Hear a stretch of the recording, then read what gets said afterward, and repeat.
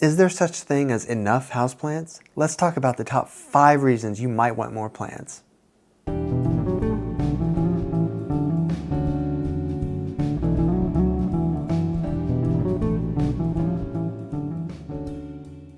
What's up, fellow plant enthusiasts? My name is Dylan and this is Bane's Botanicals. Today we're going to be talking about the top 5 reasons that you might want some more houseplants. Now, I did a video a while back about the top 5 reasons that you might have too many houseplants, so be sure to check out that video here.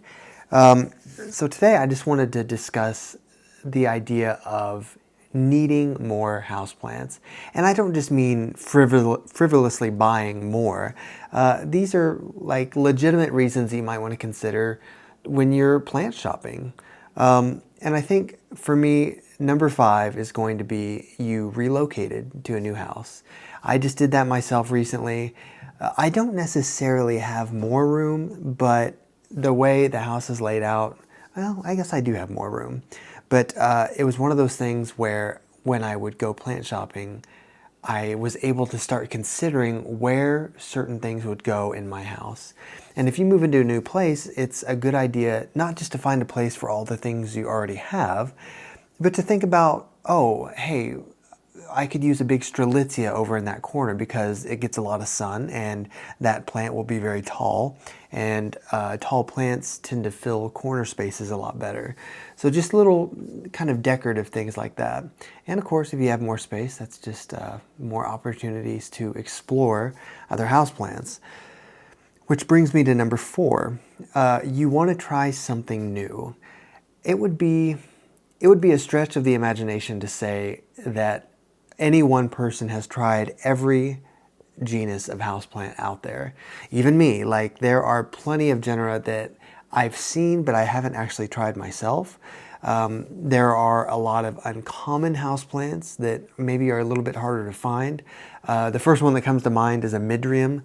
I didn't even cover a midrium on my list yet, if you're watching this as I'm making these, because it's uncommon enough and expensive enough that most people don't have it. I will probably cover it eventually, but there are also a plethora of like succulent species and cacti species that are just a lot more uncommon. There was one, it was Titan or Titus, I don't remember the species name. It was a cool little succulent and I ended up losing it because it was so small that I didn't realize how much water it actually needed. But I need to find that again, and I'm trying to think of what the name of it was. But anyway, so it gives you the opportunity when you're plant shopping to explore something different. Try a new plant that you've never tried before, even if it has a reputation of being finicky. I mean, yeah, Calathea Goapertia can be kind of hard to take care of, but that doesn't mean that you shouldn't try, because you might actually be really good at it. There are people that tell me that they struggle with things like succulents, but succulents are actually pretty easy to take care of if you think about it a little bit. What's another one? Ivy. I mean, Hedera helix is so inexpensive that you might as well just try it. Just, be diligent about it, taking care of it, because they do have a reputation for getting pests. But I love trying something new because it's a chance to fall in love with something. And that brings me to number 3. You've had success with something and you want to explore it more. So let's say that you get a Ficus elastica and over the summer it puts out a bunch of new leaves and there's all kinds of new growth and you didn't lose a single leaf. And you're like, wow, I can really take care of a ficus plant. What other ficus species are there within that genus? Because there are a lot. I mean, when I was making a list, I came up with at least 14 or 15 different species of ficus houseplants that are all very different from each other. So that's just something to think about, because something like philodendron is another good example. There are so many species of philodendron that you could never collect them all even if you wanted to. But if you're good at taking care of philodendron, which is, they're pretty easy, that's just an opportunity to have more of what you already love. I'm trying to think of an example of something that I've had recently. Let me move this guy. If you look back here, I have a clusia. That one's a princess clusia, and then next to it I have the regular clusia. Now I started with the princess, and it's been doing so well, still doing really well, that I wanted kind of the other leaf shape basically. So I got that guy, and so far it's doing well also. I like the idea of how big those get, but it does take a while for clusia to kind of reach that full size. So I've seen some in plant shops that are pretty big, and we'll see. But for now, they're doing great. There's not really, I can't think of another species of clusia that's a houseplant, but anyway, speaking of kind of trying new things and trying things again, this guy that I have here is an Astrophytum, I believe is the genus, and it's just this tiny little cactus. It's not a bishop cap, although you could probably call it that, but actual bishop caps are different than this, I think. But it's just cute. It's got little stars on it. I know that the camera might not be doing it justice, but well, they're a little blurry. Anyway, cool little cactus.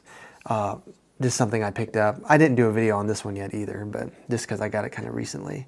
And then here I have a Chamaedorea metallica, and this came recommended by somebody on the channel. I'm trying to remember who told me a long time ago that they got one, and I thought, wow, those look really cool. I'd love to get one. And then I just kind of put it on the back burner because I'm like, well, I don't really like ordering plants online, and if I do order a plant online, I've got to have a really good reason, and that wasn't a good enough reason. But then I went to Lowe's in January sometime and found this, and it's just really pretty. Like, just the leaf shape on this, the leaves kind of have a little bit of a sheen to them, so it's quite different from Chamaedorea. Oh wow, the name of the parlor palm is escaping me. You guys, I'm more about genus names than species names. I'm gonna look it up right after this.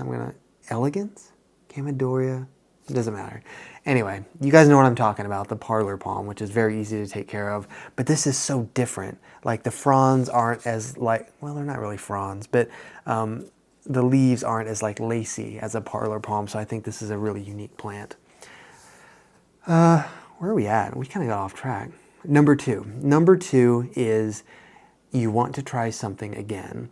And I think this is a really important one. Just because you lost a plant the first time doesn't mean you won't have success with it the next time. Because plant care is kind of a practice. Like, it's just something that you have to experiment with a little bit, and you don't always have success the first time. A perfect example for me would be, ferns. Okay, ferns. A lot of people have trouble with ferns because they just need so much humidity. They have to be kept evenly moist. You never let them dry out for the most part, and they can just be tricky. But not only should you try a specific species again, but try a different species within that genus. So, using the fern example, Nephrolepis is a huge genus within the ferns. Like Nephrolepis, you think of the Boston ferns that are really big, kind of lacy, they shed everywhere. They're not really good indoor plants, but you'll see a lot of people hanging them on their porches and everything outside. This is a different one, and it's a lot hardier. Like, I'm sitting here looking at it. I should have just brought it over here. But it has not dropped a single piece of frond yet. Like, it just hasn't. I've got it sitting next to a humidifier, and I've got it in a plastic pot, and I've been keeping it watered, and it's doing really well. So I'm calling that a victory. I also have, you probably can't see it, I think I see the blue pot right there. That is an asplenium. And asplenium, they tend to be easier to care for ferns just because they're a little hardier. The fronds are waxier, and they don't suffer from desiccation as much, meaning they can put up with a little bit less humidity. They can put up with drying out a little bit. The polar opposite would be like an adiantum, like a maidenhair fern. I mean, if you just breathe on that thing, it turns to dust. So those are really more terrarium plants, as beautiful as they are. Just something to keep in mind. So yeah, if you lose something, give yourself a break. Don't beat yourself up about it. And even if you want to take some time and explore other things, come back to it eventually. If it wasn't too expensive, like Hedera. I've tried Hedera Helix at least 3 other times, and I've got one sitting in my kitchen right now because I'm going to try it again. It's been about a year, so I thought, why not? It was $4 or $5. Who cares? Because eventually you'll master it and you'll feel so accomplished. Just something to keep in mind. So the number one reason that you might need more houseplants is you go to the store and they're on sale. And I know that sounds ridiculous because these other reasons I had are so much more practical and meaningful. But if you walk into a plant store and you see decent looking plants that are on sale, how can you resist? How can you resist? Because you're going to find something that could relate to those other reasons. You might see a plant you've never tried before on this table that has stuff for sale. You might see something that you didn't have success with and you want to try it again. You might see something that's a different species and a genus that you love. Like, it's an opportunity to experiment more for less money. And of course, you know, if you're filling a new house and you see all these plants on sale, why not? Some plants that are for sale, they look bad, like they've been marked down. I mean, I've marked down plants at work that are not great looking. And if you're somebody who likes to rehab plants, that's perfect for you. I know that that can be satisfying, taking something that looks really crappy and then putting some love into it and it gets better. But I'm talking about stuff that, like, a lot of times greenhouses in January will have plant sales like on their house plants because they're trying to clear out space for spring, for the flowers and everything that they're going to get in.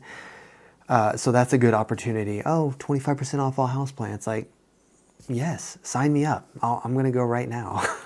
I drove an hour away to a greenhouse last month because I knew they were having a sale like that. Shout out to Suburban Lawn and Garden because, yeah, I love this was at Lowe's. I forget which plants I got, but I got a few. So I think that's it. Those are just reasons to consider because it's so easy to just get kind of lost in the plant hobby and just be buying plants randomly. But if we kind of consider why we're buying something and what purpose is it going to serve, that'll keep you from having too many houseplants. Again, that video that I made a few months ago is relevant. I encourage you to watch that because there are good reasons there. There are reasons that you could have too many plants. I've had too many plants. I think I have too many plants right now. I did water tonight and it took about maybe an hour and a half, maybe 2 hours, which I guess isn't terrible because I just do that maybe once a week, unless it's something else like a fern that I water more often. But yeah, just something to consider. Anyway, I hope you guys enjoyed this video. Thank you so much for watching. Thank you so much for your likes and your subscribes and your comments. Let me know in the comments some of your experiences with buying more plants. Not just randomly, but like, what made you go out and say, I'm going to go to the greenhouse and I want to find this plant because I really like it or I want to try it again or whatever. So let me know some of your stories. I love reading them and sharing things with you guys.